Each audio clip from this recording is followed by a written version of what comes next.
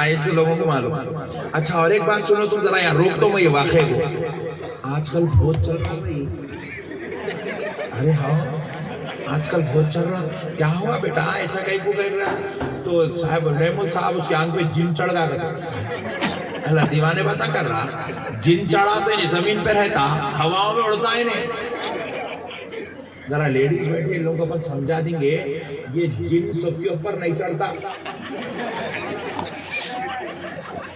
جن کو کام دھام نہیں ہے سمجھ رہی.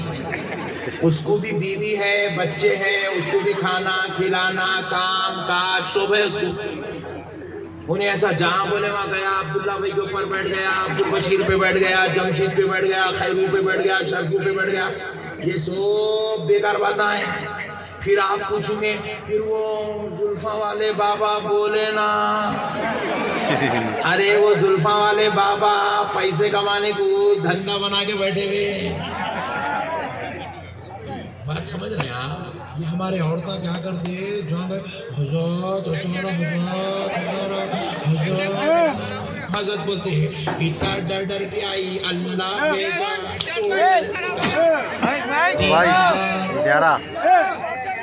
اور ملکہ سبا حضرت بلقیس کے آنے سے پہلے میرے دربار میں وہ تخت رکھ دے کیونکہ جب وہ میرے دربار میں آئے گی تو میں ان کو ان کے تخت پر بٹھانا چاہتا ہوں. آپ بات سمجھ رہے نا؟ نیاری سمجھ رہے. ارے پوروں کو نیاری جس سے کرا چھوڑا آلی. کس کو نیاری ذرا ہاتھ اٹھاؤ بھائی پلیز. اچھا سب کو آ رہی ہے اللہ کا شکر ہے الحمدللہ. سردی کی وجہ سے سند ہو گئی شاید ایسا گھور کے دیکھے تو میرے کو ڈر ہو رہا ہے کیا تو بھی ہو رہا ہے یہاں پر. زیادہ زور سے نہیں بولے تو نہیں بولے اندر اندر ہی بول لو ذرا سبحان اللہ. اچھا ایسا اچھا کچھ تو کرو میرے کو کچھ تو فیل ہونا. یوں گھور کے دیکھے تو میں ڈر جا رہا ہوں کہاں تو بھی آ کے بیٹھ گیا جنگل میں کیا تو بھی ہو رہا ہے یہ قصہ. ارے جاندار ایوب بھائی تم چپ بیٹھو یار. ایوب بھائی بھی بڑے مزے کے آدمی ہیں سبحان اللہ. تو آپ ذرا غور کریے گا حضرت سلیمان علیہ السلام نے جیسے کہا ہے کوئی جو ان کا تخت ان کے آنے سے پہلے میرے دربار میں لا کے دے دیا. اور وہ کہاں پر ہے؟ صرف 5 منٹ کی دوری پر ہے. 5 منٹ میں حضرت سلیمان علیہ السلام کے دربار میں داخل ہونے والی. صرف 5 منٹ. میں سمجھانے کے لیے 5 منٹ بول رہا ہوں. چند دیر سمجھیے آپ کو سمجھانے کے لیے کہہ رہا ہوں بس تھوڑی دور پہ ہے. بس 5 منٹ میں اندر داخل ہونے والی ہے دربار میں. اب ذرا غور کریں حضرت بلقیس کا دربار کہاں ہے جہاں سے وہ تخت لانا ہے. اور وہ تخت کیسا ہے؟ کوئی چائنا بازار کا تخت نہیں ہے. وہ پلاسٹک کا تخت نہیں ہے. وہ پتھر کا یاقوت و زمرود کا بنا ہوا تخت ہے. آپ کبھی مکہ مسجد گئے تو حوض کے پاس تخت رکھا ہوا ہے. وہ نارمل پتھر کا ہے. وہ تو یاقوت و زمرود کا بنا ہوا تخت تھا. اور پھر وہ کوئی چھوٹا موٹا تخت نہیں ہے ایسا کندھے پہ رکھ کے لا لیے. بڑا تخت ہے یہ اسٹیج کے اتنا بڑا سمجھ لیجئے. آپ کے امیجن آپ کو اس لیے دے رہا ہوں مثالیں اس لیے دے رہا ہوں تاکہ آپ کو امیجن کرنے میں آسانی ہو. اتنا بڑا تخت اور پتھر کا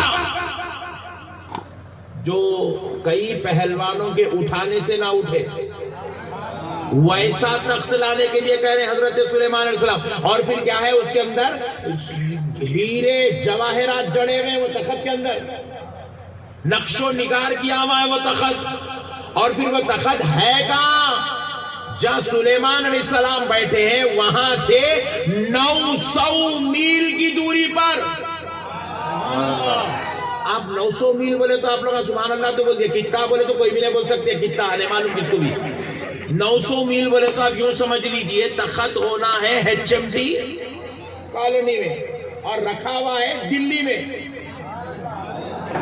آپ سمجھ میں آیا تم لوگ کہاں رکھا ہوا ہے؟ اور دلی کو جانا ہے تخت لے کے آنا ہے. کتنی دیر میں؟ حضرت بلقیس کے آنے سے پہلے. امیجن کر سک رہے ہیں آپ؟ میں آپ کو قرآن سمجھا رہا ہوں. قرآن کے واقعہ قرآن میں اللہ بیان کیا ہے. آپ یہ واقعے کو اگر پورا مکمل طور پہ ذہن میں اتار لیے تو زندگی بھر آپ بدعقیدہ نہیں ہوتے. ولیوں سے آپ کو محبت ہو جاتی، کیونکہ یہ ایسا عجیب و غریب واقعہ ہے جو نہ انسان کی عقل میں سمایا جا سکتا ہے، نہ انسان اس کو جو ہے اپنے اندر اتار سکتا ہے، مگر ماننا ہی ماننا ہے، کیونکہ یہ واقعہ قرآن میں بیان کیا گیا ہے۔ یہ ایک ولی کی عجیب و غریب شان بیان کی گئی ہے، بے مثل و مثال شان بیان کی گئی ہے، جو انسان کی عقل سے ماورا، انسان جس کو سمجھنا چاہے پوری زندگی نہیں سمجھ سکتا۔ یہ ویسی شان و عظمت اللہ نے ولی کی قرآن پاک میں بیان کی ہے۔ آپ ذرا غور کیجئے گا، دلی جا کے آنا ہے، 900 میل جانا ہے، تخت لے کر آنا ہے۔ اب آپ ذرا غور کرو، کتنی منٹ میں؟ 5 منٹ کے اندر تو ایک جن کھڑا ہوا، جن کون کھڑا ہوا؟ انہیں کر سکتا ہے کام؟ نہیں، یہاں بھی آتے نہیں کئی، نہیں آتے گا، جان آئے تو لوگوں کو معلوم۔ اچھا اور ایک بات سنو تم ذرا، یہاں روک تو میں یہ واقعے کو، آج کل بہت چل رہا بھائی، ارے ہاں آج کل بہت چل رہا، کیا ہوا بیٹا ایسا کہیں کو کہہ رہا؟ تو صاحب رحمت صاحب اس کی آنکھ پہ جن چڑھ گیا کرتا، اللہ دیوانے بتا کر رہا، جن چڑھا تو یہ زمین پہ رہتا، ہواؤں میں اڑتا ہے نہیں۔ ذرا لیڈیز بیٹھے لوگوں کو سمجھا دیں گے، یہ جن سب کے اوپر نہیں چڑھتا، جن کو کام دھام نہیں ہے، سمجھ رہی؟ اس کو بھی بیوی ہے، بچے ہیں، اس کو بھی کھانا کھلانا، کام کاج سب ہے اس کو۔ انہیں ایسا جہاں بولے وہاں گیا، عبداللہ بھائی کے اوپر بیٹھ گیا، عبدالبشیر پہ بیٹھ گیا، جمشید پہ بیٹھ گیا، خیرو پہ بیٹھ گیا، شرفو پہ بیٹھ گیا، یہ سب بیکار باتیں ہیں۔ پھر آپ پوچھیں گے، پھر وہ زلفاں والے بابا بولے نا، ارے وہ زلفاں والے بابا پیسے کمانے کو دھندا بنا کے بیٹھے ہوئے، بات سمجھ رہے ہیں آپ؟ یہ ہمارے عورتیں کیا کرتے ہیں، جہاں حضرت حضرت بولتے ہیں، اتنا ڈر ڈر کے آئی اللہ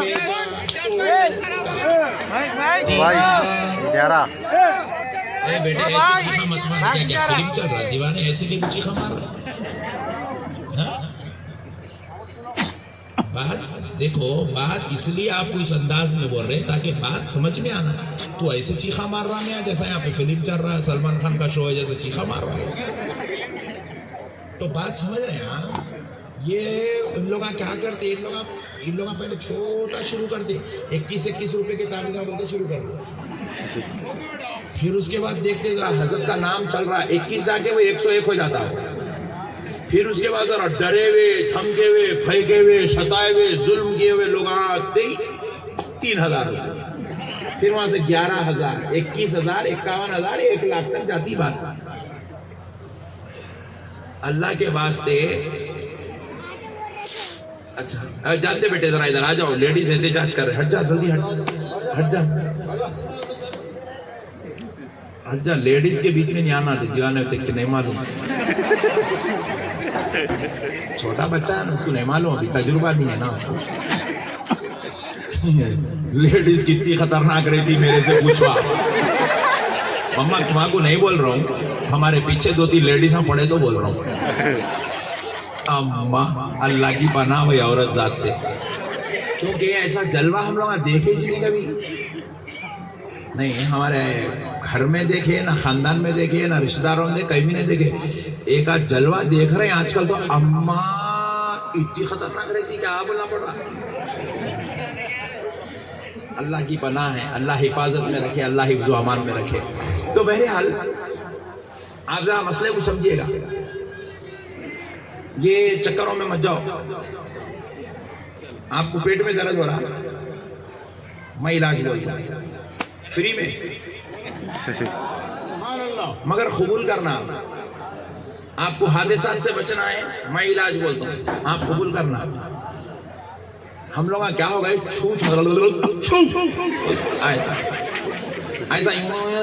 ایسا آ جانا، ایسا ایسا ہاتھ بولتے ایسا پیسے نکلنا، ایسا ایسا ایسا چمتکار ہو جانا بول رہے ہم۔ ہم لوگ ایسی مزاج کے عادی بن گئے ہیں مسلمان، لیکن خدا کی قسم یہ مزاج نہ اولیاء اللہ کے پاس قابل قبول ہے، نہ یہ مزاج صالحین کے پاس قابل قبول ہے، نہ یہ مزاج صوفیاء کے پاس قابل قبول ہے، نہ یہ مزاج پیران کامل کے پاس قابل قبول ہے۔ یہ سب چمتکار جو ہے اس کا اسلام سے کوئی تعلق نہیں ہے۔ خدا کی قسم کوئی مائی کا لال اس زمین کے اوپر اسلام کا نام لے کر، قرآن حدیث کا نام لے کر چمتکار نہیں دکھا سکتا۔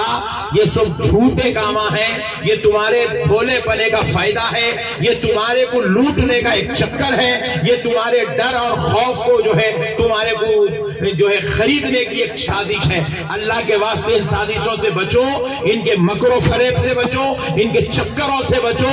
اگر تم کو کوئی بلا ہے، کوئی بیماری ہے، کوئی مصیبت ہے، کوئی پریشانی ہے، کوئی رنج و علم ہے، کوئی آفات ہے، کوئی بلیات ہے، تو خدا کی قسم میں مسئلے کا حل بتاتا ہوں، آج سن لو اور اس کے اوپر عمل کرو، پھر اس کے بعد دیکھو اللہ کی مدد کیسے نصیب ہوتی ہے۔ اگر تم کو بلاؤں سے بچنا ہے تو یاد رکھو وضو کی عادت ڈال لو، ہر بلا سے حفاظت نصیب ہو جائے گی۔ پریشانیوں سے، مصیبتوں سے، رنج و علم سے، آفات سے، بلیات سے بچنا ہے، نماز کی عادت ڈال لو، اللہ تمہیں ہر بلا سے بچا دے گا، ہر مصیبت سے بچا دے گا، ہر پریشانی سے بچا دے گا۔ ارے اگر تم شفا چاہتے ہو تو کسی مولوی کی بات نہ سنو، میرے آمنہ کے لال کی بات سنو۔ میرا نبی فرماتا ہے سوائے موت کے ہر بیماری کا علاج سورہ فاتحہ میں رکھا ہوا ہے، سورہ فاتحہ میں رکھا ہوا ہے۔